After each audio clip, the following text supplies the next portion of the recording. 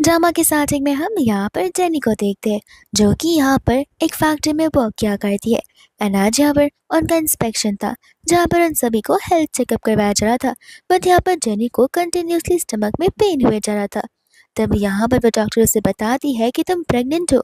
यहाँ पर सभी के सभी वर्कर्स उसकी इस बात को सुनकर हैरान हो जाती है। एंड यहाँ पर वो लोग जेनी को क्रिटिसाइज करने लग जाते हैं। फिर हमें यहाँ पर पास का सीन बताया जाता है जब यहाँ पर जेनी इंटरव्यू के लिए हिल्टन होटल आई हुई थी। यहाँ पर वो उस होटल को देखकर बहुत मेस्मराइज हो गई थी। बट उसे समझ ही आ रहा था कि आखिर इंटरव्यू होगा कहाँ पर। इतने में हम यहाँ पर मिस्टर किम के असिस्टेंट को देखते जहाँ पर वो किम की मम्मा से बात कर रहा होता है। आंटी कहने लग जाते कि देखो, आज जो कुछ भी हो जाए मुझे मेरा ग्रैंड चाइल्ड चाहिए, मतलब चाहिए। एंड यहाँ पर असिस्टेंट कहता है कि आप बेफिक्र रहिए, आपने जैसा कहा है मैं ठीक वैसा करके जाऊंगा। एंड यहाँ पर वो ढेर सारी लड़कियों को किम के रूम में भेज देता है। इतने में यहाँ पर जेनी आकर उसे अप्रोच करती है एंड कहती है कि मैं यहाँ पर इंटरव्यू के लाई हूँ। तो फिर असिस्टेंट भी उसे लेकर यहाँ पर उस कमरे में चला जाता है जहाँ पर हम हमारे मेन लीड किम को देखते हैं। एंड किम यहाँ पर उन सभी को अपने जैकेट्स उतारने के लिए कहता है। जेनी मन में सोचने लग जाती है कि आखिर ये कैसा इंटरव्यू है जहाँ पर हमें हमारे जैकेट्स को उतारना पड़ जाए। एंड यहाँ पर इस मूवमेंट को असिस्टेंट कैमरे में कैप्चर कर रहा होता है जहाँ पर उसका ध्यान जेनी पर जाता है और जेनी को यहाँ पर ड्रेस पे बर्थ मार्क होता है। तब वो समझ जाता है कि शायद से यहाँ पर जेनी सिलेक्टेड पर्सन होगी। इतने में यहाँ पर किम ड्रिंक कर करके जाने लग जाता है लेकिन यहाँ पर अचानक से उसे चक्कर आने लग जाते हैं। तब असिस्टेंट उसे बताता है कि माफ़ करिएगा, मैडम ने मुझे यहाँ पर आपके ड्रिंक्स में ड्रग्स मिलाने के लिए कहे थे। अगर मैं ऐसा नहीं करता तो वो मुझे बिल्कुल नहीं छोड़ती। इतना कहकर वहाँ से वो भाग जाता है जहाँ पर सभी लड़कियां उसे अप्रोच कर रही थी। लेकिन वो उन सभी लोगों को मार मार कर बाहर भगा रहा होता है। सभी लोग यहाँ पर डर के मारे तो दरवाजा ही बंद कर लेते हैं और जेनी अंदर ही रह जाती है जहाँ पर किम जेनी को किस करने लग जाता है। बट यहाँ पर जेनी उसे अपने आप से दूर करते हुए उसे बताती है कि मैं तो यहाँ पर एक इलेक्ट्रॉनिकल फैक्ट्री में काम करने के लाई थी। तब यहाँ पर किम उसके पोस्टर को देखकर उसे गुस्से में वहाँ से जाने के लिए कह देता है। जब वो बेचारी वहाँ से जा रही होती है तब असिस्टेंट वहाँ पर आ जाता है। कहता है कि तुम क्यों बाहर निकली, मुझे तो लगा था कि मिस्टर किम ने तुम्हें सेलेक्ट कर दिया है। जेनी बोलती कि माफ़ करना, मैं अंदर नहीं जा सकती क्योंकि मैं यहाँ पर किसी और चीज़ का इंटरव्यू देने के लाई थी और शायद से मैं गलत जगह पर आ गई हूँ। इतने में यहाँ पर असिस्टेंट ने उसे रिक्वेस्ट किया था कि प्लीज़ प्लीज़ यहाँ पर मेरे बॉस की हेल्प कर दो तो फिर बहुत अच्छा होगा। रही बात पैसे की तो फिर तुम्हें जितने पैसे चाहिए उतने पैसे हम यहाँ पर तुम्हें देने के लिए रेडी है। इतने में यहाँ पर जेनी सोचने लग जाती है कि उसे इमरजेंसी में पैसों की सख्त ज़रूरत है क्योंकि उसने अगर यहाँ पर अपनी फ़ीस नहीं पे की तो फिर उसे उसकी यूनिवर्सिटी से निकाल दिया जाएगा। जिसके बाद में यहाँ पर असिस्टेंट उसे किम के रूम में भेज देता है। जिसके बाद में यहाँ पर वो जैसे रूम के अंदर जाती है तब यहाँ पर वह बाथटब में किम को नोटिस करती है और उसके पास जाकर यहाँ पर खुद ही उसे किस करने लग जाती है जहाँ पर किम भी अपने आप को नहीं रोकता है। जिसके बाद में यहाँ पर वो लोग नाइट स्पेंड कर देते हैं। हम यहाँ पर प्रेजेंट में वापस से आते हैं जहाँ पर जेनी अपने रिपोर्ट्स को देख रही होती है। हालांकि यहाँ पर वो दुखी तो होती है कि इतनी कम एज में ये सब हो गया, लेकिन एटलीस्ट यहाँ पर वो इस बात से तो खुश होती है कि कम से कम वो अपनी यूनिवर्सिटी की फ़ीस तो पे कर पाएगी, अपनी स्टडीज़ को कंप्लीट कर कर अपने एक अच्छा करियर बना पाएगी। दोस्त हम यहाँ पर किम को देखते हैं जो कि अपने कैबिन में होता है एंड यहाँ पर असिस्टेंट उसके फैक्ट्री की एग्रीमेंट्स को लेकर आ गया था साइन करवाने के लिए। एंड यहाँ पर असिस्टेंट कहने लग जाते हैं कि क्या आप उस लड़की से वापस नहीं मिलना चाहते जिनके साथ में आपने यहाँ पर नाइट स्पेंड किया था। किम कहने लग जाता है कि आखिर इन सब चीज़ों से तुम्हारा क्या मतलब है। ऐसे भी उन सभी लड़कियों को यहाँ पर मेरी मॉम ने भेजा हुआ था जो कि पेड एक्ट्रेस थी, तो फिर मुझे यहाँ पर उस लड़की को सिंपैथी दिखाने की कोई ज़रूरत नहीं है। ऐसे भी तुम उसे यहाँ पर पैसे ट्रांसफ़र कर देना। यहाँ पर उसका असिस्टेंट कहता है कि ये सब तो ठीक है लेकिन एटलीस्ट आपको कुछ तो क्यूरियोसिटी होगी ना उस लड़की को लेकर, या फिर आपको वो भी नहीं हो रही है। किम बोलने लग जाता है कि लगता है तुम्हारी ज़बान कुछ ज़्यादा ही चल रही है। अफ्रीका वाले ब्रांच में एक मैनेजर की कमी भी है जहाँ पर वो अपने लिप्स को सील कर देता है। ये कहते हुए कि माफ़ करिएगा बॉस, मुझे वहाँ पर ट्रांसफर मत करिए, मेरा मुंह अब से सील रहेगा। दोस्तों यहाँ पर जानी होती है जो कि यहाँ पर अपनी यूनिवर्सिटी की फीस पे ही करने वाली थी, लेकिन इतने में यहाँ पर उसे अपना बैंक बैलेंस जीरो नजर आ था। तब वो समझ जाते कि यहाँ पर उसकी आंटी ने सारे पैसे स्पेंड कर लिए। तो फिर यहाँ पर वो अपनी आंटी को रोते हुए कॉल करती है। उसकी आंटी कहती है कि रोना धोना बंद करो, ऐसे भी जी तुम्हारे भाई के जैसे ही था और उसकी बहुत जल्दी शादी होने वाली है, तो फिर हमें यहाँ पर इन्वेस्टमेंट के लिए कुछ पैसे तो चाहिए थे। यहाँ पर वो उन्हें समझाने की कोशिश कर रही थी कि प्लीज़ प्लीज़ आप मुझे वो सारे पैसे वापस कर दीजिए, क्योंकि मैं उन पैसों से अपने यूनिवर्सिटीज़ का फ़ी पे करने वाली हूँ। बट यहाँ पर आंटी को कुछ फ़र्क पड़ता ही नहीं है। आंटी कहते हैं कि पढ़ने लिखने की क्या ज़रूरत है, फैक्ट्री में काम कर रही हो, पैसे कमा रही हो, और क्या चाहिए? जो काम कर रही हो वही काम करो। इतने में यहाँ पर उसे वॉमिट फील होने लगता है। तब यहाँ पर वो काइनेक उससे एक बार अल्ट्रासाउंड चेक करवाने के लिए कह देती है, ताकि कंफर्म हो जाए कि पक्का यहाँ पर वो प्रेग्नेंट ही है। बट जानी कहती है कि नहीं, मैं प्रेग्नेंट नहीं हो सकती हूँ। हो सकता है कि यहाँ पर शायद से मैं खा नहीं रही हूँ ढंग से, इस वजह से ये सब कुछ हो रहा हो। और वैसे भी मैंने यहाँ पर आई पिल्स ले लिए थे। जिसके बाद में यहाँ पर वो सभी लोगों को नोटिस करती है, जहाँ पर सभी के सभी वर्कर्स यूनिफॉर्म से नॉर्मल कपड़े में आ जाती है। जेनी उनसे पूछती कि आखिर तुम सभी लोग इतनी एक्साइटेड क्यों हो। तब यहाँ पर उसके स्टाफ उसे बताती है क्योंकि आज आज यहाँ पर हमारे फैक्ट्री के बॉस आने वाले हैं इंस्पेक्शन के लिए। लेकिन यहाँ पर कुछ स्टाफ्स होती है जो कि डेजी को ही तारीफ किए जा रही थी कि देखना, यहाँ पर वो तुम्हें देखते ही हैरान हो जाएंगे। डेजी कहते कि अरे मेरी इतनी भी तारीफ मत करो। लेकिन यहाँ पर जो डेजी होती है वो जेनी को टारगेट करने लगती है। ये कहते हुए कि तुम्हें क्या लगता है कि यहाँ पर बॉस आते ही तुम्हें पसंद कर लेंगे, इस वजह से यहाँ पर तुम नॉर्मल कपड़े में आई हो ताकि तुम अट्रैक्टिव दिख पाओ। तब जेनी यहाँ पर उन सभी लोगों से कहते कि नहीं, ऐसी कोई बात नहीं है, मुझे यहाँ पर किसी मैन की ज़रूरत नहीं है। और वहाँ पर कुछ स्टाफ तो आपस में झगड़ रही होती कि देखना, बॉस यहाँ पर मुझे देखकर सबसे ज़्यादा इम्प्रेस होने वाले हैं। इतने में यहाँ पर ढेर सारी लग्जरियस कार आ जाती है। जैसे यहाँ पर गेम बाहर निकलता है, वो सभी के सभी लोग उसे चीयर अप करने लग जाती है। इतने में फैक्ट्री का मैनेजर आकर उन सभी को चिल्लाता है और यहाँ पर उन सभी को अंदर जाने के लिए कहता है कि इतने में यहाँ पर वो लोग जेनी को भी लेकर जाने लग जाते। लेकिन किम यहाँ पर जेनी की हल्की सी झलक देख लेता है, तो उसे लग रहा था कि न जाने की मुझे यहाँ पर वो लड़की देखी देखी से लग रही है। जिसके बाद में यहाँ पर वो सभी के सभी स्टाफ अपने यूनिफॉर्म में फैक्ट्री के अंदर बैठकर लेटर लिख रहे होते हैं। इन सभी को यहाँ पर सारे के सारे एग्रीमेंट्स लिखने थे, जहाँ पर सभी को भी यही लग रहा था कि जैसे यहाँ पर मिस्टर किम ने डेजी को देखा था, वो तो उसके पर फिदा ही हो गए थे। एंड यहाँ पर डेजी न जाने के एक बार फिर से जेनी को ही टारगेट करने लग जाती है, पर उसकी फ्रेंड यहाँ पर जेनी को फिक्र करने से मना करती है। जैसे यहाँ पर किम आने लग जाता है, वो सभी लोग यहाँ पर उसकी फोटोज निकालने लग जाते हैं। जहाँ पर सभी लोग उसे देख रहे थे, तो फिर यहाँ पर किम की नज़र जेनी पर थी। जेनी किम को देखकर यही सोच रही होती कि नहीं, मैं तो एक नॉर्मल सी रैंडम लड़की हूँ, जहाँ पर किम को मेरे बारे में कुछ याद भी नहीं होगा। लेकिन जिस हिसाब से वो उसे देख रहा होता है, जेनी को खुद डाउट जाता है कि क्या सचमुच उसने मुझे यहाँ पर रिकग्नाइज कर लिया है। फैक्ट्री मैनेजर यहाँ पर किम से कहता है कि क्या आप यहाँ पर में से किसी को जानते हैं, बट यहाँ पर किम मना कर देता है। असिस्टेंट कह देता है कि सब तो ऐसा बिहेव कर रही है जैसे कि मेरे बॉस कोई के पॉप आइडल हो। फिर बाद में यहाँ से वो लोग जाने लग जाते हैं। जिसके बाद में यहाँ पर असिस्टेंट सभी की एप्लीकेशंस को लेकर आ जाता है। एंड यहाँ पर उसे किसी से भी कोई उम्मीद नहीं थी किसी ने यहाँ पर उन फॉर्म को अच्छे से फिल किया होगा। लेकिन यहाँ पर उसे एक फॉर्म बहुत पसंद आता है, जो कि यहाँ पर जेनी का ही होता है। एंड यहाँ पर वो इस नाम को पढ़कर कहने लग जाता है कि मैनेजर से कहो इस स्टाफ को यहाँ पर बुलाने के लिए। लेकिन उसे यहाँ पर शक होता है कि क्या पता वो वही पर्सन हो जिसे मैं देख रहा रहूँगा। तो वो कहता है कि जाने दो, मैं खुद इस पर्सन से मिलने के लिए चले जाऊँगा। असिस्टेंट कहता है कि अरे वाह, अब खुद ब खुद यहाँ से वहाँ तक चल के जाने वाले हैं। किम जैसे ही उसे देखता है, वो अपने मुंह को सील कर देता है। एंड यहाँ पर किम को उस मेकआउट के बारे में याद आ रहा होता है। इसका मतलब ये है कि किम ने यहाँ पर जेनी को ऑलरेडी रिकग्नाइज कर लिया है, जहाँ पर हमें पास के सीन में ले जाया जाता है। इतने में यहाँ पर असिस्टेंट उसके फेस के बहुत क्लोज आ जाता है। कहता है कि बॉस, आखिर क्या आप आंखें खोलते खोलते सो गए हैं। एंड यहाँ पर वो उसे चुप रहने के लिए कहता है, जहाँ पर वो उसे बताता है कि अभी लंच टाइम हो रहा है, तो फिर सभी के सभी स्टाफ यहाँ पर लंच कर रहे होंगे। तो फिर वो लोग कैफेटेरिया में जाने लग जाते हैं। दोस्त हम यहाँ पर कैफेटेरिया का सीन देखते हैं, जहाँ पर जेनी की फ्रेंड बहुत खुश थी कि यहाँ पर मिस्टर किम की इन्वेस्टमेंट की वजह से अब हमें यहाँ पर लंच टाइम में ढेर सारा मीट भी खाने को मिलेगा। लेकिन जैसे यहाँ पर वो जेनी को मीट ऑफर करती है, जेनी को उसकी स्मेल से ही वॉमिट फील होने लगता है। इतने में उसके फ्रेंड कहते हैं कि मुझे सचमुच लग रहा है कि शायद से तुम प्रेग्नेंट हो, इस वजह से तुम्हें बार बार वॉमिट फील हो रहा है। जेनी कहती है कि नहीं, ऐसा कुछ भी नहीं है। इतने में यहाँ पर डेजी और उसके फ्रेंड्स आ जाती है, जहाँ पर वो लोग जेनी को बुली करने लग जाते हैं। एंड बाहर खड़ा किम यहाँ पर उन्हें देख रहा होता है, जहाँ पर फैक्ट्री मैनेजर आकर उससे पूछने लग जाता है कि आखिर आप यहाँ पर क्या कर रहे। तब यहाँ पर असिस्टेंट फैक्ट्री मैनेजर को सारी बात बताता है। वो कहता है कि आप यही रुकिए, मैं उस लड़की को यहाँ पर लेकर आता हूँ। और वो अंदर की ओर जाता है, जहाँ पर किम भी वहाँ चला जाता है।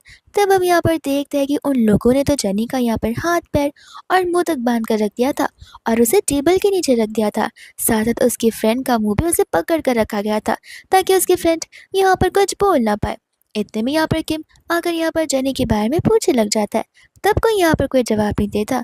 जेनी यहाँ पर बेंच को शेक करने की कोशिश करती है, जिस वजह से किम पीछे मुड़कर देखने लग जाता है। बट डेज़ी यहाँ पर झूठ बोलती है कि मैं ही जेनी हूँ। एंड यहाँ पर वो हैरान हो जाता है कि आखिर इस लड़की का नाम जेनी है, क्योंकि उसे कब से लग रहा था कि वो दूसरी वाली लड़की यानी कि रियल जेनी का नाम जेनी है, क्योंकि अभी तक यहाँ पर उसे उसका नाम पता नहीं होता है। डेज़ी तो यहाँ पर उसके बहुत करीब आने की कोशिश करी थी, बट यहाँ पर वो बस उसे अप्रिशिएट करके जाने लग जाता है। असिस्टेंट कहते हैं कि आपको बस अप्रिशिएट करना था, इसलिए आप इस पर्सन से मिलना चाहते थे।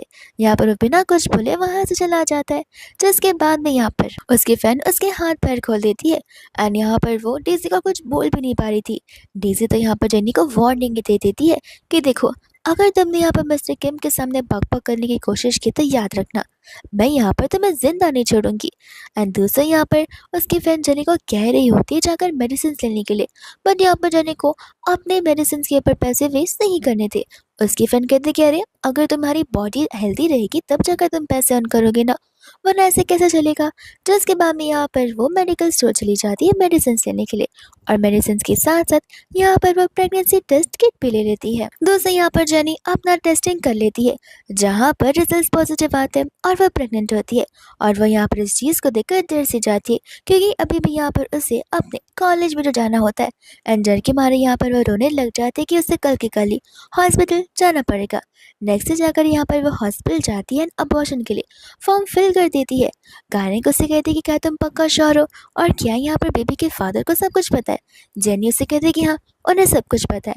तो फिर यहाँ पर गायनिक उससे खाली वार्निंग दे रही होती है कि देखो, तुम्हारी बॉडी बहुत सेंसिटिव है, तो अबॉर्शन प्रोसेस बहुत ज़्यादा हार्मफुल भी हो सकता है, तो तुम्हें यहाँ पर अपना ज़्यादा से ज़्यादा ध्यान रखना होगा।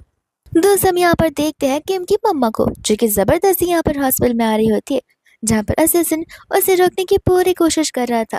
आंटी कहते कह रहे तुम तो मेरी बात समझो, तुम तो मेरे बेटे से भी ज्यादा हैंडसम दिखते हो, तुम खुद सोच कर देखो, मेरे बाल यहाँ पर सफेद हो जाएंगे, मेरे रिंकल्स आ जाएंगे, तब क्या मैं अपने ग्रैंड चाइल्ड के साथ खेलूंगी, तब क्या यहाँ पर मेरी ग्रैंड चाइल्ड मेरे साथ सेल्फी निकाल कर इंटरनेट पर पोस्ट करेगा ना, बिल्कुल नहीं। अभी भी मैं यहाँ पर कितनी यंग दिखती हूँ, इसलिए मैं चाहती हूँ कि मैं यहाँ पर पोती और पोतों का सुख अभी से पालूं।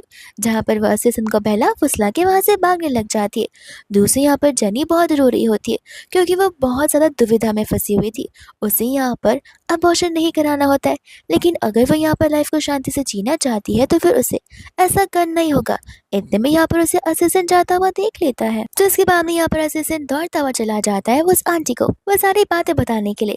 आंटी यहाँ पर फोन में फोटोज को देखकर कंफर्म करती है, बट वो लोग सोचते कि आखिर ये लड़की गाने के पास क्यों आई रहेगी। तब जाकर यहाँ पर उनका दिमाग चलने लग जाता है, और वो लोग यहाँ पर बहुत खुश हो जाते हैं।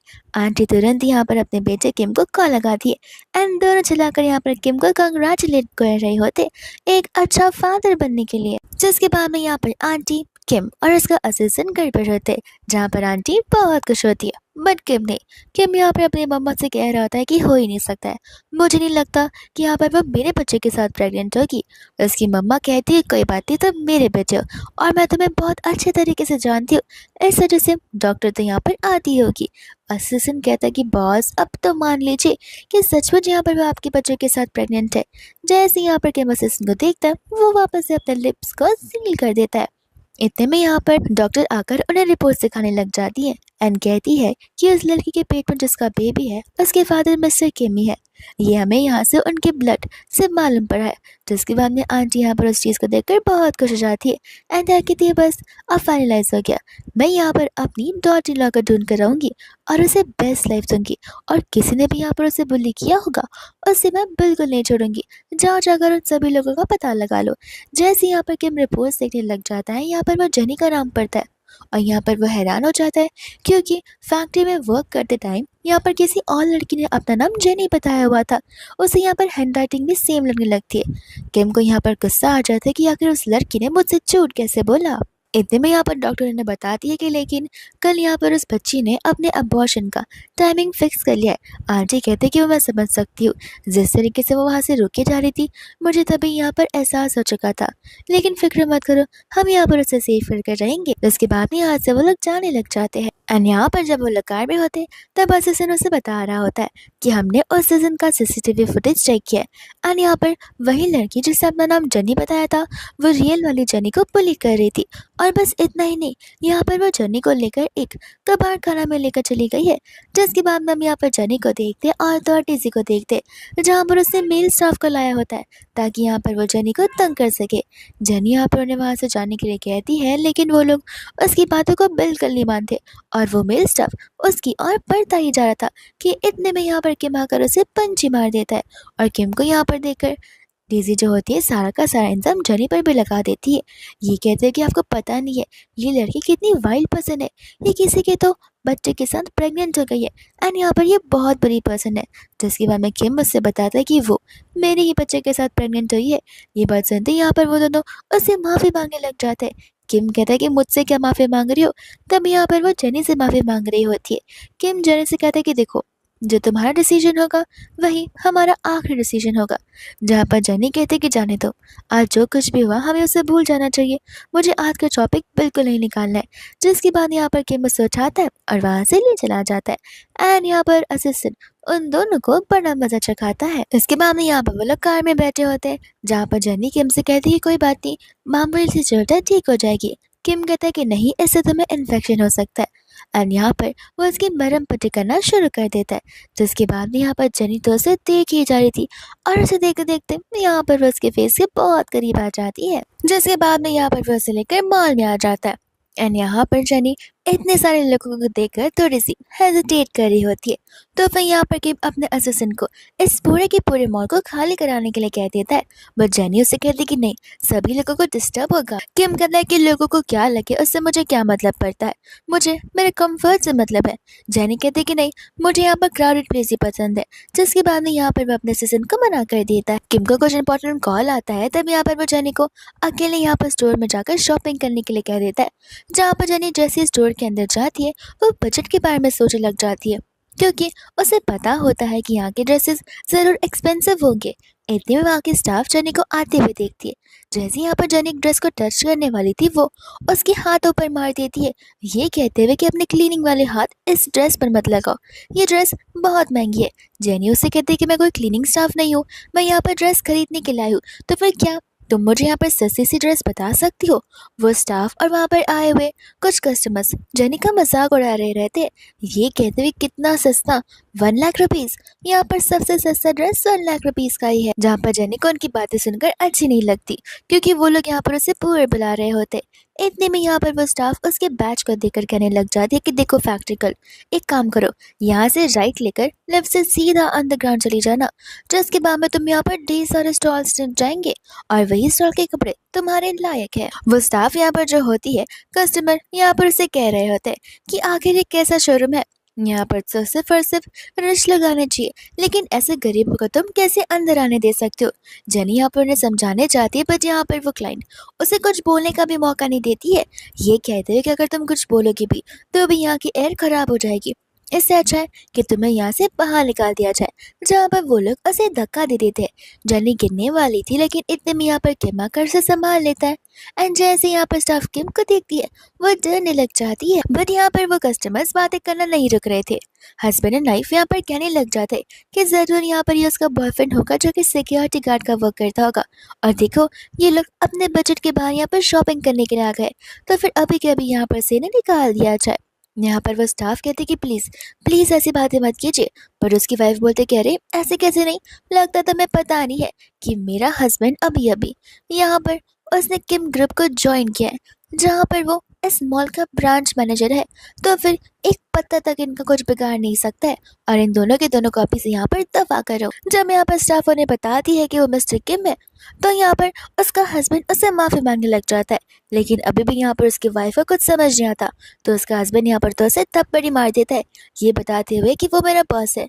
किम कहता है कि अब यहाँ पर रोके कुछ मतलब नहीं है, नेक्स्ट डे यहाँ पर मेरे ऑफिस या कंपनी के बाहर नजर भी मत आना क्योंकि तुम जैसे लोगों को मैं हायर करना बिल्कुल नहीं चाहता हूँ।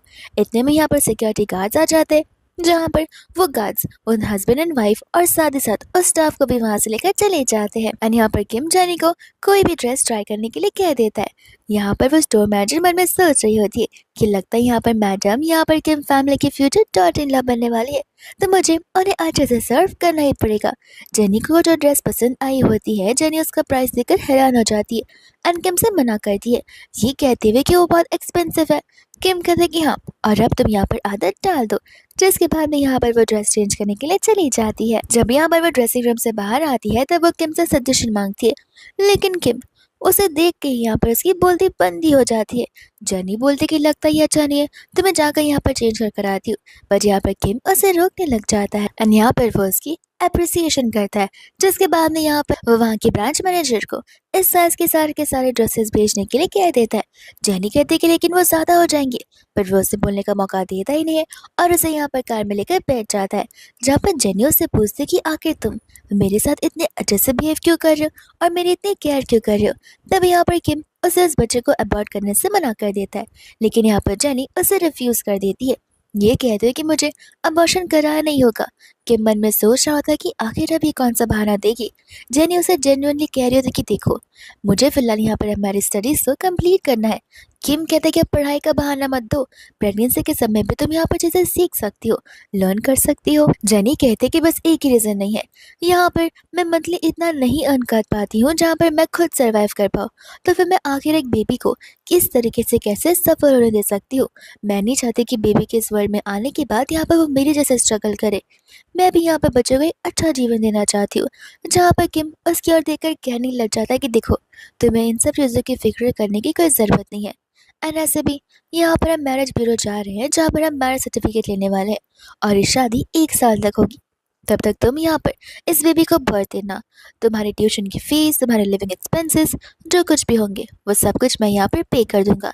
तुम्हें बस यहाँ पर उसे बर्थ देना है और 1 साल बाद यहाँ पर मैं तुम्हें तुम्हारी फ्रीडम दे दूंगा, जहाँ पर हम दोनों डाइवोर्स कर सकते हैं और डाइवोर्स के एलिमनी में मैं तुम्हें 100 बिलियन दूंगा। फ्यूचर में तुम चाहो तो उस बच्चे को देखने के लिए आ भी सकती हो। जहाँ पर जनी सोचे पड़ जाती है कि ये चीज़ तो बहुत ज़्यादा डिफिकल्ट है, लेकिन इस चीज़ की वजह से यहाँ पर वो अपनी स्टडीज़ भी कंप्लीट कर पाएगी और वो इस जान को नहीं ले पाएगी, यानी कि यहाँ पर वो एक बेबी को भी बर्थ दे पाएगी और उसे उस बेबी की जान को लेने की ज़रूरत नहीं पड़ेगी। तो वो सोचती है कि अभी के लिए यही ऑप्शन बेस्ट रहेगा। जिसके बाद में यहाँ पर किम अपने असिस्टेंट को मैरिज ब्यूरो चलने के लिए कहता है। यहाँ पर वो लोग अपना मैरिज सर्टिफिकेट ले लेते हैं, जहाँ पर जेनी को खुद बिलीव नहीं हो रहा था। इतने में यहाँ पर किम उसका भी सर्टिफिकेट ले लेता है एंड कहता है कि ये दोनों सर्टिफिकेट्स मेरे साथ रहेंगे। जिसके बाद में यहाँ पर वो उसे अपना क्रेडिट कार्ड देता है, जहाँ पर जेनी के खुशी का तो ठिकाना होता ही नहीं है। जेनी उसे कहती है कि थैंक यू, मैं इस कार्ड से अपना ट्यूशन का फीस पे करूंगी एंड कोई भी पैसे वेस्ट नहीं करूंगी। किम कहते कि जो करना है करो और मेरे सामने नाटक करने की जरूरत नहीं है। जेनी को कुछ समझ नहीं आता कि आखिर वह नाटक से क्या कहने का चाह रहा है। इतने में यहाँ पर किम को उसकी मम्मा का कॉल आ रहा होता है, जो कि उसकी मम्मा उस पर चिल्ला रही होती है कि तुमने मेरी डॉटर इन लॉ को ढूंढा या फिर नहीं ढूंढा और यहाँ पर तुम्हारा फ्यूचर डिसीजन क्या होने वाला है। जिसके बाद में किम कहते कि मॉम सब कुछ ठीक है एंड कॉल को कट कर देता है। जेनी कहते कि लगता है यहाँ पर तुम्हारी मम्मा का कॉल था और मुझे नहीं लगता कि वो यहाँ पर मुझे अप्रूव करेंगी, वो तो मुझसे गुस्सा ही हो जाएंगी। इतने में यहाँ पर किम उसे अपने साथ चलने के लिए कहता है एंड यहाँ पर वो जेनी को लेकर घर आ जाता है। जैसे यहाँ पर जेनी कार के बाहर निकल कर उस घर को देखती है, वो मन में कह रही होती है कि इसमें यहाँ पर 1-2% रहते हैं या फिर पूरा का पूरा काव रहता है, क्योंकि ये एक घर नहीं बल्कि कितना बड़ा कासल है। जिसके बाद में यहाँ पर वो सभी के सभी लोग उन्हें ग्रीट करने लग जाते हैं, जहाँ पर जेनी भी सभी को हाय बोलती है एंड किम और असिस्टेंट उसे लेकर यहाँ पर अंदर आने लग जाते हैं। जेनी यहाँ पर घर को देख कर बहुत लग्जरियस कह रही होती है और वो बस यही कह रही थी कि इस घर का पेंट भी मैं अफोर्ड नहीं कर पाऊंगी। इतने में यहाँ पर उसकी मदर इन लॉ आ जाती है, जहाँ पर जेनी उसे मिसेस हुआ कहकर बुला रही होती है। आंटी कहते कि अरे तुम मुझे मॉम बुलाओ, तुम मुझे यहाँ पर मिसेस हुआ क्यों बुला रही हो। जिसके बाद में यहाँ पर वो उसे अपनी लेगेसी का स्टैम्प देने लग जाते। जेनी यहाँ पर वो स्टैम्प मिलने से मना करने लगते हैं। यहाँ पर वो स्टैम्प का जो कॉर्नर पॉइंट होता है वो जेनी को ही लग जाता है, जहाँ पर उसे हल्का सा खून आ रहा होता है एंड यहाँ पर तो किम उसकी बड़ी फिक्र करने लग जाता है। ये चीज़ देखकर उसकी मॉम बड़ी खुश हो रही थी। इतने में यहाँ पर वह जेनी को अपने जेड का पेंडेंट और ब्रेसलेट भी देने वाली थी, बट यहाँ पर जेनी मना कर देती है, ये कहते हुए कि मैं ज़्यादा टाइम तक यहाँ पर नहीं रुकने वाली हूँ। आंटी बोलते कि अरे तुम्हारा कहने का मतलब क्या है? तुम इस घर की बहू हो, ये तुम्हारा ही घर है, तुम्हें यहीं पर रहना होगा और अब से यही तुम्हारा घर है। तुम चाहे तो मैं यहाँ पर इसे बाहर भेज दूंगी, यानी कि मेरे बेटे को, लेकिन तुम यहाँ से कहीं नहीं जाने वाली हो। जिसके बाद में यहाँ पर वो कुछ स्टाफ को बताती है, जो कि यहाँ पर जेनी का ध्यान रखेंगे। जेनी कहते कि सॉरी मॉम, लेकिन मैं खुद का ध्यान रख सकती हूँ। वो कहते कि नहीं, तुम्हें यहाँ पर स्पेशल ट्रीटमेंट मिलनी ही चाहिए। तुम्हारे इर्द गिर्द ढेर सारे स्टाफ्स हो, तुम्हें जब जो चाहिए बस उन्हें ऑर्डर कर देना। इतने में यहाँ पर मॉम को किसी का कॉल आने लग जाता है। वो कहने लगे थे कि ठीक है, मैं तुरंत ही आती हूँ। फिर वो जेनी से कहते कि माफ़ करना, मैंने यहाँ पर इंजीनियरिंग टीम को बुलाया। वो क्या है ना, मुझे मेरे फ्यूचर सन इन लॉ और डॉटर इन लॉ के लिए प्लेग्राउंड जो बनाना है। जिसके बाद में यहाँ से वो खुशी खुशी जाने लग जाती है। किम कहता है कि सॉरी, मुझे यहाँ पर वापस ऑफिस में जाना पड़ेगा, इंपॉर्टेंट मीटिंग है। लेकिन यहाँ पर वैंगमा तुम्हें सभी के सभी कमरे दिखा देंगी। वैंगमा वहाँ की मेन स्टाफ होती है, जहाँ पर वह जेनी को उसके कमरे तक लेकर जाती है। एंड यहाँ पर जेनी तो रूम को देखकर मेस्मराइज हो जाती है, क्योंकि वो रूम तो यहाँ पर उसके पूरे के पूरे घर से भी ज्यादा बड़ा होता है। इतने में यहाँ पर जेनी जो है क्लोजेट को देखती है, और वो यहाँ पर वैंगमा से कहने लग जाती है कि आपको नहीं लगता ये कपड़े मेरे साइज के अकॉर्डिंग कुछ ज्यादा ही बड़े? वैंगमा कहते कि माफ करेगा, आपके कपड़े ऑन द वे, वो आते होंगे, और ये सर के कपड़े। जेनी कहती कि तो ये बेडरूम मेरा है या फिर उनका? तब वैंगमा बताती कि बेडरूम आप दोनों का है और ये मास्टर बेडरूम है। जहाँ पर जेनी शायद फील करने लगती है, क्योंकि अब यहाँ पर उसे किम के साथ सेम बेडरूम में जो रहना होगा। इतनी में वहाँ से वैंगमा चली जाती है, जहाँ पर जेनी को बहुत कंफर्टेबल लग रहा होता है इस घर में आकर, जहाँ पर लोग उसकी केयर करें और वो यहाँ पर बड़े अच्छे से एक अच्छी सी जगह पर रह रही है। इतने में यहाँ पर जेनी को उसकी आंटी का कॉल आ जाता है, जो कि उसे चिल्ला कर यहाँ पर घर पर बुला रही होती है। जेनी कहती कि माफ करना, मैं फिलहाल नहीं आ सकती हूँ। आंटी कहते कि ठीक है, मत आना, तुम्हारी मॉम की जितनी भी आखिरी निशानी है वो सब कुछ मैं यहाँ पर तालाब में फेंक दूंगी, फिर मैं देखती हूँ कि तुम क्या करती हो। जेनी यहाँ पर घबरा जाती है, आंटी से माफी मांगती है, कहते कि माफ करना, मैं पक्का इस वीकेंड घर आ जाऊंगी। जिसके बाद आंटी तो बहुत खुश हो जाती है। एंड उनके साथ में यहाँ पर एक ओल्ड मैन होता है, जो कि उनसे भी बुढ़ा था। वो उन्हें कॉन्ग्रेचुलेट कर रही होती है, ये कहते हुए कि मेरी बेटी यहाँ पर वीकेंड पर आने वाली है, फिर तुम दोनों आपस में शादी करना, लेकिन हाँ डाउरी भूलना मत, जो 1 लाख रुपीज तुम मुझे देने वाले हो। इतने में यहाँ पर रात हो जाती है, जहाँ पर जेनी शार लेकर आती है। एंड यहाँ पर उसे उसका नाइट सूट थोड़ा छोटा लग रहा था, बट वो सोचते कि इससे क्या ही फर्क पड़ता है, ऐसे भी किम आज रात को यहाँ पर वापस आने नहीं वाला है। वैंगमा बता रही थी कि वो हफ्ते में 1-2 बार ही घर आते हैं, अच्छी बात है कि मैं यहाँ पर अकेले सो सकती हूँ। जैसे ही वो जाने वाली थी, किम इतने में वहाँ पर आ जाता है, जहाँ पर वो किम को देखती ही दौड़ने वाली थी। किम मुझसे कहते कि तुम भाग कर जाओगी कहाँ पर? जेनी कहते कि एक्चुअली मैंने बिस्तर पर सारा सामान फैला कर रखा है, तो मैं तो बस उसे क्लीन करना चाहती थी। जिसके बाद में यहाँ पर किम उसके बहुत क्लोज आने लग जाता है। जेनी कहते कि लेकिन कॉन्ट्रैक्ट में ऐसा कुछ लिखा तो नहीं था कि हमें एक बेडरूम में रहना होगा। किम कहते थे कि कॉन्ट्रैक्ट में तो ये भी नहीं लिखा था कि हम यहाँ पर सेपरेट बेडरूम से रहेंगे। जिसके बाद में यहाँ पर वो जेनी को उठाकर बेड की ओर लेकर चला जाता है, एंड उसके बहुत क्लोज हो जाता है। जेनी बोलते कि नहीं, हम फिलहाल ये सब कुछ नहीं कर सकते। किम बोलता है कि तुम भी ना कितनी वियर्ड चीजें सोचती हो। एंड यहाँ पर वो तो सिर्फ एसेंशियल ऑयल को ले रहा था, जहाँ पर वो उससे जेनी के स्टमक पर मसाज कर रहा होता है, उसे कहते हुए कि ये सारे प्रिकॉशंस है जो कि तुम प्रेगनेंसी के टाइम लेने होंगे। अगर तुम इस रोज स्टमक पर मसाज करोगे तो फिर तुम्हें स्ट्रेच मार्क्स नहीं आएंगे। इसके बाद में यहाँ पर नेक्स्ट मॉर्निंग हो जाती है, जहाँ पर किम ब्रेकफास्ट कर रहा होता है, एंड यहाँ पर वैंगमा जेनी को वेलकम करी थी, जहाँ पर जेनी डिशेस को देखकर हैरान हो जाती है, ये कहते हुए कि खाने के सारे खाने से वैसे ही दिख रहे जैसा मैं टीवी पे देखा करती हूँ। वैंगमा से बताते कि हाँ, इस टाइप का खाना अब सर का फेवरेट है। सर अक्सर यहाँ पर कॉन्टिनेंटल खाना ही खाना करते हैं, उन्हें स्पाइसी फूड्स नहीं पसंद है, क्योंकि वो स्पाइसी फूड नहीं खा पाते। लेकिन अगर आपको स्पाइसी फूड पसंद है तो हम आपके लिए वो बनवा सकते हैं, बट यहाँ पर जेनी मना कर देती है। एंड जैसे यहाँ पर वो सूप को टेस्ट करती है, उससे वो सूप बहुत टेस्टी लगता है। तब वैंगमा से बताती है कि सुबह सुबह बॉस वर्कर खुद अपने हाथों से इस सूप को बना है, जहाँ पर जेनी उससे थैंक यू बोल रही होती है। वो कहते हैं कि इसमें थैंक यू वाली कौन सी बात है, मुझे बस यहाँ पर कुकिंग करने का शौक है, तो मैं कुछ ना कुछ बनाते रहता हूँ। वैंगमा मन में कह रही होती है कि जिंदगी में कभी भी ये इंसान किचन में नहीं गए हैं, लेकिन आज स्पेशली अपनी वाइफ के लिए उन्होंने अपने हाथों से सूप बना है। इतने में यहाँ पर जब वो खा रही होती है तो उसे वापस से वॉमिटिंग फील होता है। इस चीज़ को देखकर यहाँ पर वो घबराने लग जाता है। वो उसे कहती है कोई बात नहीं, ये नॉर्मल है, इसे मॉर्निंग सिकनेस कहा जाता है। जिसके बाद में यहाँ पर वो उसके लिए एंटीडोट लेकर आ जाता है। वैंग में यहाँ पर उस चीज़ की भी तारीफ करने लग जाती है, ये कहते हुए कि सचमुच आप बहुत लकी हो, ये नॉर्मल मेडिसिन नहीं है जो कि नॉर्मली हर जगह मिलते। ये मेडिसिन का स्पेशली रातों रात यहाँ पर सर ने मंगवाया हुआ है, वो भी यूएस से, स्पेशली आपके लिए। इस बात को सुनकर यहाँ पर वो बहुत खुश होती है। जहाँ पर किम उसे ये सारे के सारे डिनर कंप्लीट करने के लिए कहता है। वो कहते कि इतना सारा तो मैं नहीं खा पाऊंगी, लेकिन मैं प्रॉमिस करती हूँ कि मैं तब तब खाती रहूंगी जब तक मुझे भूख लगता रहेगा। लेकिन फिलहाल टाइम हो गया है जहाँ पर मुझे मेरी फैक्ट्री में जाकर काम करना चाहिए। कि मुझसे कहने लग जाता है कि फैक्ट्री, क्या मैं जितने पैसे तुम्हें दे रहा उतना इनफ नहीं है? जेनी बोलती कि नहीं नहीं, वो है, वो तो बहुत ज़्यादा पैसे है, लेकिन मैं यहाँ पर किसी पर डिपेंडेंट तो नहीं हो सकती हूँ। जिसके बाद में वहाँ से किम जाने लग जाता है। जेनी यहाँ पर आपस में यही कह रही होती है कि 1 साल बाद ये कॉन्ट्रैक्ट खत्म हो जाएगा। भले यहाँ पर किम मुझे इतने सारे पैसे देने वाला है, लेकिन मैं इतने सारे पैसे कैसे एक्सेप्ट करूँगी? और मुझे यहाँ पर खुद ब खुद कुछ काम तो करना ही होगा। जिसके बाद यहाँ पर वो अपने काम के लिए निकल पड़ती है। और जब वो यहाँ पर बाय बोलकर जा रही होती है, तब उसकी तकरार यहाँ पर किम से हो जाती है। जिसके बाद में उससे कहता है कि मैं तुम्हें ड्रॉप कर देता हूँ। और यहाँ पर वो जेनी को ड्रॉप करने के लिए आ जाता है। जहाँ पर जेनी उसे कहती है कि थैंक यू, लेकिन मुझे पिकअप करने की कोई ज़रूरत नहीं है। ऐसे भी मैं यहाँ पर नाइट शिफ्ट करने वाली हूँ, जहाँ पर मुझे आने में देरी हो जाएगी, फिर मैं खुद यहाँ पर कैब बुक करके आ जाऊंगी।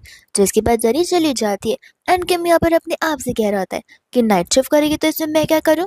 मुझे थोड़ी ना उसके ऊपर दया आने वाली है। जेनी को लगता है कि मुझे उसके लिए बुरा लगेगा और मैं उससे क्लोज हो जाऊंगा, लेकिन ऐसा होने वाला बिल्कुल नहीं है। पर इतने में यहाँ पर वो अपने असिस्टेंट को कॉल कर अपने सारे के सारे नाइट शेड्यूल्स को कैंसिल करने के लिए बोल देता है। एंड मन में सोच आता है कि मैं ये सब कुछ जेनी के लिए नहीं, बल्कि अपने बच्चे के लिए कर रहा हूँ। जिसके बाद में यहाँ पर जेनी वर्क कर रही होती है और उसे यहाँ पर कंटिन्यूसली चीख आ जा रही थी। उसकी फ्रेंड कहती है कि लगता है तुम ठीक नहीं हो, तुम चाहो तो यहाँ पर हाफ डे लेकर भी घर जा सकती हो। जेनी कहती कि नहीं, हाफ डे से तो अच्छा होता कि मैं आती नहीं। तो वही पता है कि ये लोग हाफ डे की सैलरी पे नहीं करते। जिसके बाद में यहाँ पर वो लोग काम कर रहे होते हैं। सभी के सभी लोग यहाँ पर किम के बारे में बात किए जा रहे थे कि आखिर किम कितना ज़्यादा हैंडसम लगता है और उसकी वाइफ कितनी ज़्यादा लकी होगी जिसकी शादी उसके साथ होने वाली है। और सभी के सभी लोग यहाँ पर एक इवेंट के बारे में बात कर रहे होते हैं, जहाँ पर उन सभी को भी इन्वाइट किया गया था।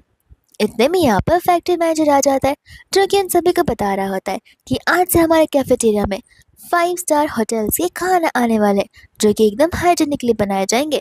सभी लोग यहाँ पर इस बात को सुनकर बहुत ज़्यादा खुश हो जाते हैं। जिसके बाद में यहाँ पर उन सभी की एक्साइटमेंट बहुत बढ़ जाती है।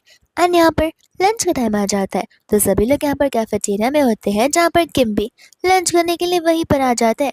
जेनी को अच्छे से पता होता है किम ने ये सब कुछ यहाँ पर जेनी के लिए ऑर्गेनाइज किया है, लेकिन वो अपने मन में कहते कि मेरे लिए नहीं, मेरे बेबी के लिए ऑर्गेनाइज किया है। जिसके बाद में यहाँ पर सभी लोग ड्रिंक्स मंगाते हैं, जहाँ पर वो सभी लोग टॉस करके ड्रिंक पीने लग जाते हैं। बट यहाँ पर जेनी को ड्रिंक नहीं करती।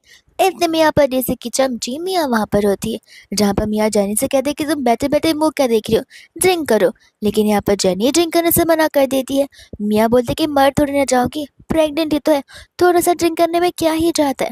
एंड यहाँ पर वो उसे जबरदस्ती ड्रिंक करने के लिए कह रही होती है। जहाँ जेनी उसे मना कर रही थी, तो वो यहाँ पर जेनी को जोर से धक्का ही दे देती है, जहाँ पर किम टेंशन के मारे जेनी के पास चला जाता है। मियाँ यहाँ पर किम से कहते कि मिस्टर किम, जाने दीजिए, ऐसे लोगों को हमें इग्नोर करना चाहिए, पर आप फिक्र मत कीजिए, यहाँ पर जरूर ये टॉस करेगी। एंड यहाँ पर वो जबरदस्ती उसे ड्रिंक कराने वाली थी, बट इतने में यहाँ पर किम तो उसे तमाचा मार देता है, जहाँ पर मियाँ से माफी मांग रही होती है। एंड यहाँ पर वो अपने असिस्टेंट को ड्रिंक्स मंगाने के लिए कह देता है, ये कहते हुए कि मुझे ऐसे लोग बिल्कुल नहीं पसंद है, जो यहाँ पर मेरा नाम इस्तेमाल कर कर लोगों को बुली करे। असिस्टेंट यहाँ पर ढेर सारे ड्रिंक्स लेकर आ जाता है, जहाँ पर वह सभी के सभी बॉटल्स मियाँ को ही फिनिश करनी होती है। लेकिन इतने में यहाँ पर जेनी उसे ये सब कुछ रोकने के लिए कहती है, जहाँ पर किम उसे रोकने के लिए कहता है। साथ साथ यहाँ पर वो मियाँ को उस फैक्ट्री से अभी के अभी निकाल देता है, और साथ साथ इस पॉलिसी को भी खत्म कर देता है कि लोगों का यहाँ पर ड्रिंक करना इम्पोर्टेंट नहीं है, तो फिर सभी के सभी ड्रिंक्स को जूस के साथ में बदल दिया जाए। और यहाँ पर खासकर फीमेल्स बहुत ज़्यादा खुश हो जाती हैं। जिसके बाद में यहाँ पर जेनी को बहुत प्राउड फील हो रहा है किम पे। एंड यहाँ पर बाद में वो लोग लंच करने के लिए बैठ जाते हैं। लेकिन यहाँ पर वो जो टेबल होता है वो स्पिनिंग टेबल होता है, जहाँ पर जो जेनी को खाना था वो सब मिल नहीं रहा था, क्योंकि टेबल कंटिन्यूसली स्पिन जो हो रहा था। इसलिए यहाँ पर किम अपने आप ही टेबल को स्पिन करते हुए जेनी को उसकी डिश देने लग जाता है। लेकिन उसके अपोजिट में सबसे स्पाइसी डिश होती है, जो कि यहाँ पर किम चुपचाप खा लेता है। जेनी सोच में पड़ जाता है कि आखिर वो कितनी ज़्यादा मेहनत कर रहे ताकि उनका बेबी यहाँ पर हेल्दी रहे, तो फिर मुझे भी खाना होगा।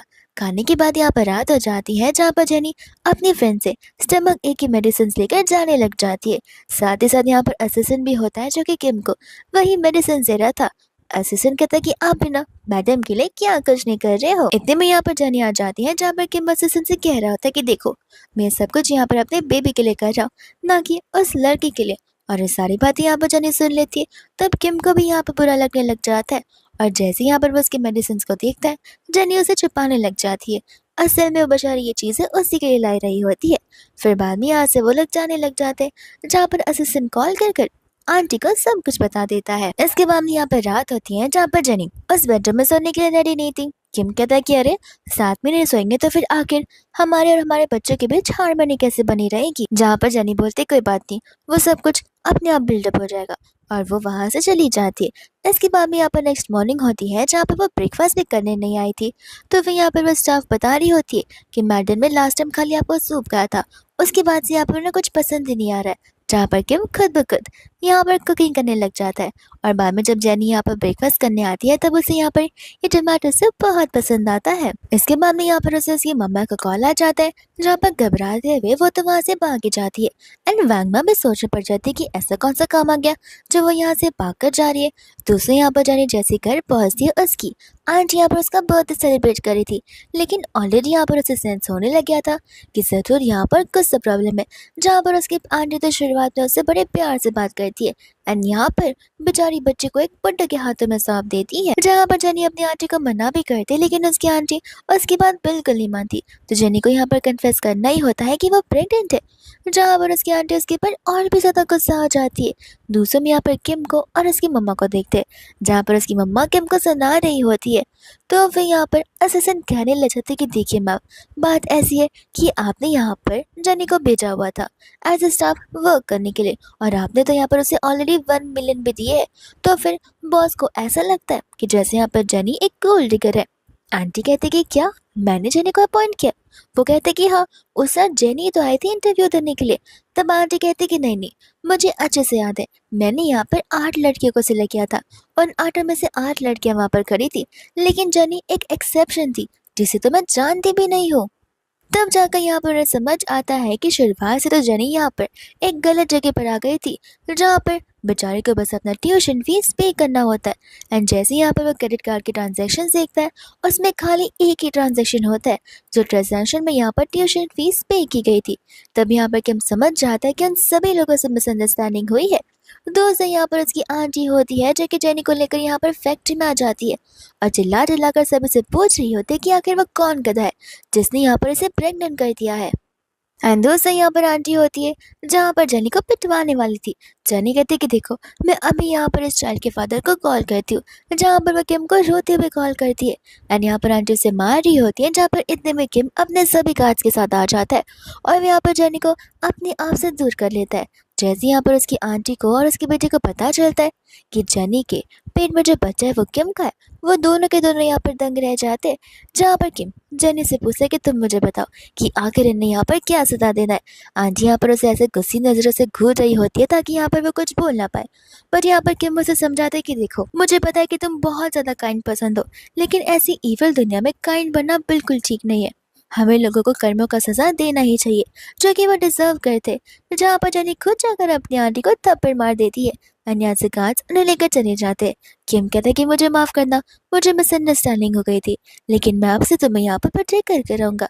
जहाँ पर वो जेनी को लेकर वहां से जाने लग जाता है। जिसके बाद में यहाँ पर वो लोग लंच कर रहे होते हैं। यहाँ पर वैगना बता रही होती है कि ये सब कुछ यहाँ पर हमारे सर नहीं बना है। जहाँ पर जेनी उसे थैंक यू बोल रही थी। अब यहाँ पर किम जेनी से थोड़ी सी प्यार से बात करने की कोशिश करता है, लेकिन वो प्यार से बात करने से ज्यादा उसे सार्केज़म में बात करने लग जाता है, जहाँ पर जेनी को बहुत बुरा लग रहा होता है। तब किम समझ जाता है कि उसे अच्छे से बात करना बिल्कुल नहीं आता है।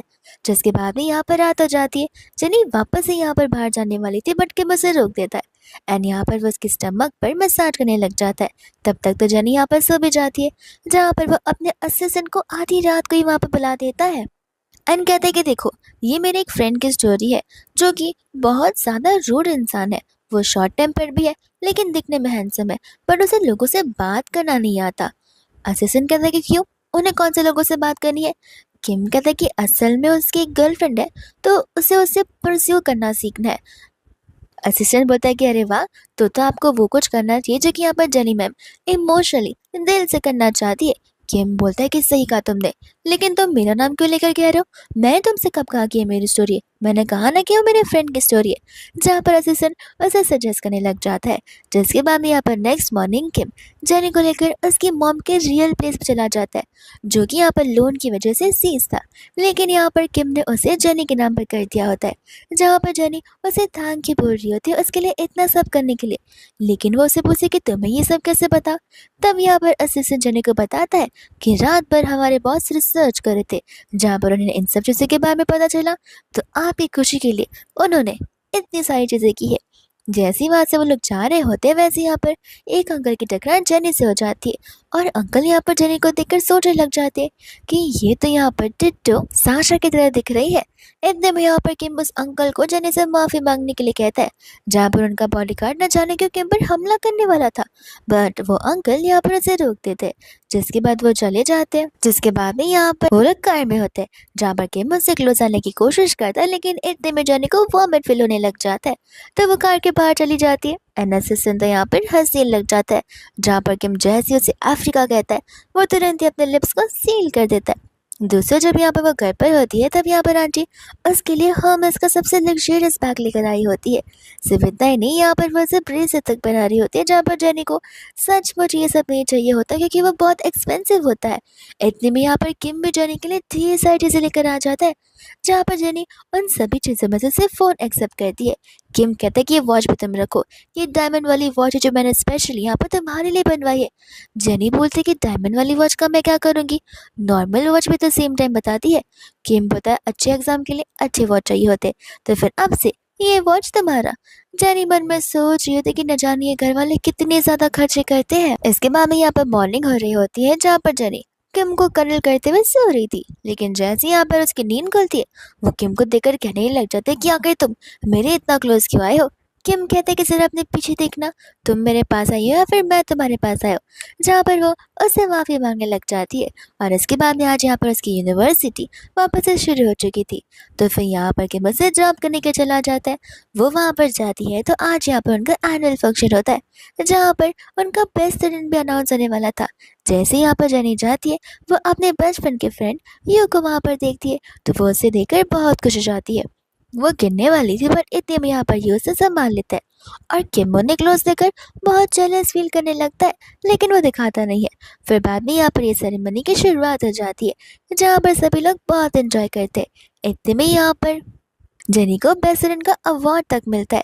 दूसरा यहाँ पर किम उसे बाहर बुलाने लग जाता है।